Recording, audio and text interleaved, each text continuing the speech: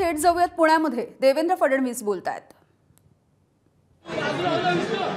देशाचे प्रधानमंत्री माननीय नरेंद्र मोदीजींनी महाराष्ट्राला 3 वंदे भारत ट्रेनची भेट दिली आहे। विशेषतः पुणे कोल्हापूर, पुणे हुबळी आणि नागपूर सिकंदराबाद या 3 ट्रेनमुळे निश्चितपणे महाराष्ट्रातले जे प्रवासी आहेत यांचा प्रवास गतिमान होणार आहे आणि सुखकर होणार आहे। वंदे भारत ट्रेन ही भारताची शान आहे, कारण भारताने स्वतः आपल्या देशात आंतरराष्ट्रीय दर्जाची ट्रेन तयार केली आहे आणि जगाच्या विकसित देशांमध्ये ज्या प्रकारे प्रवाशांना सुविधा मिळतात त्या सगळ्या सुविधा भारतीयांना या वंदे भारत ट्रेनमध्ये मिळत आहेत।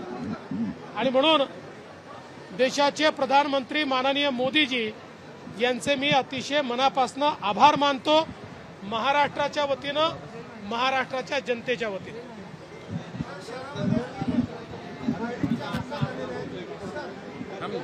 बाकीचं घेऊ जरांगे पुन्हा बसतायत, कोण उठून बसवते त्यांना कळत नाही की काल या संदर्भात बैठक झाली। माननीय मुख्यमंत्र्यांनी धनगर समाजाच्या नेत्यांसोबत चर्चा करून अतिशय सकारात्मक रोडमॅप तयार केलेला आहे। मी काल उपराष्ट्रपतींसोबत कार्यक्रमात असल्यामुळे मी त्या बैठकीला नव्हतो, परंतु मला विश्वास आहे की माननीय मुख्यमंत्र्यांनी सकारात्मक भूमिका घेतलेली आहे आणि त्या दिशेनं आपण पुढे चाललो।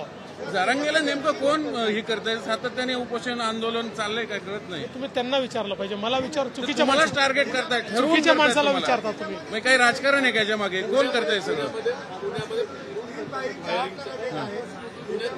फायरिंगच्या 3 घटना घडल्या। नाही, कुठलीही घटना घडली तरी आम्ही कोणाला सोडत नाही। तुम्ही बघितलंय, तात्काळ शोधून काढतो आणि त्यांना ठोकून काढतो, म्हणजे जेलमध्ये टाकतो, नाही तर तुम्ही वेगळं ठोकून म्हणा।